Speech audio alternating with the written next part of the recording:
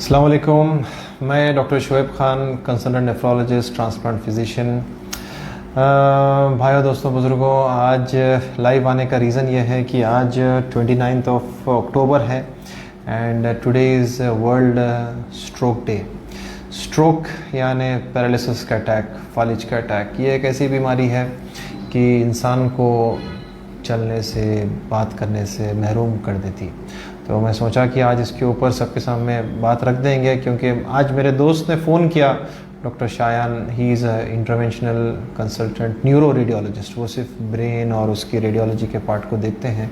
यशोदा समाजगुड़ी में प्रैक्टिस, सिकंदराबाद में प्रैक्टिस कर रहे हैं। तो उनका बोलना यह है कि स्ट्रोक का अवेयरनेस नहीं है। तो मैं समझता हूँ कि अल्लाह चैनल दिया है, आप सबका साथ है, मोहब्बत है, प्यार है, और मैं जानता हूँ आप सब लोग स्टूडेंट्स हैं कि जो सीखते हैं, दूसरों को सिखाने की तलब और ये जद्दोजहद और मेहनत करने की इरादा रखते हैं।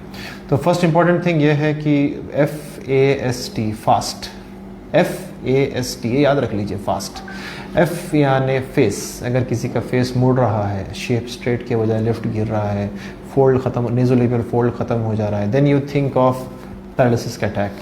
क्यों ये सब सोचना है हमें, क्यों ये फास्ट पढ़ना है? क्योंकि जल्दी पता चलेगा तो इलाज कर सकेंगे, लेट पता चलेगा तो फिर इंसान ना चलने के लायक, ना बात करने के लायक, ना लिखने के लायक बैठ जाता है बाज़ वक़्त। तो prevention is better, and prevention में डायबिटीज़, हाइपरटेंशन का कंट्रोल है। लेकिन अगर हो रहा है तो टाइम पे इलाज करना बहुत इंपॉर्टेंट है। तो आइडेंटिफाई करने के लिए F is fast.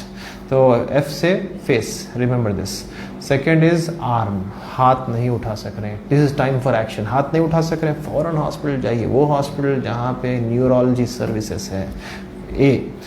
S speech, अब बात करने जा रहे हैं लेकिन बात लड़खड़ा रही है, बात नहीं कर सक रहे हैं, देन जो है स्लरिंग ऑफ स्पीच हो रही है, ऐसा बात कर रहे हैं, नहीं सुने आ रहा, then you think of stroke, यानी पैरालिसिस अटैक हो रहा है, फेस मुड़ चुका है, हाथ नहीं उठ रहा है, बात में जो है क्लैरिटी नहीं है, then you think of paralysis attack. फ़ौरन टी पे चले जाइए। टाइम बहुत इंपॉर्टेंट है। फर्स्ट 3 आवर्स गोल्डन टाइम रहता है, इसमें चले जाते हैं तो स्ट्रोक रिवर्स हो जाता है, इंसान नॉर्मल हो सकता है।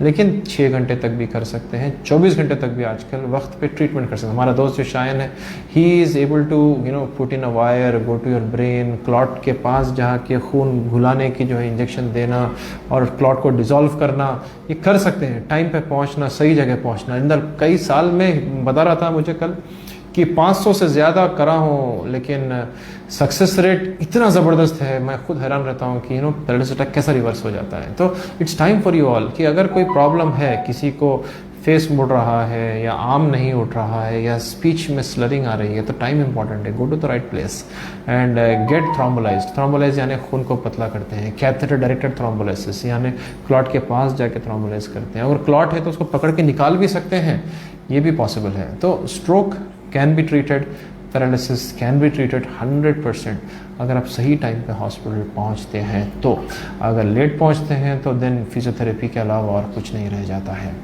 तो ये वीडियो बनाने का मेन रीज़न ये है ताकि हम सबको अवेयरनेस हो जाए कि stroke is a reality. Stroke को प्रिवेंट करना इसीलिए है क्योंकि वो अगर आ जाता है देन टाइम पे ट्रीट नहीं हो पाता, तो then you are stuck for life.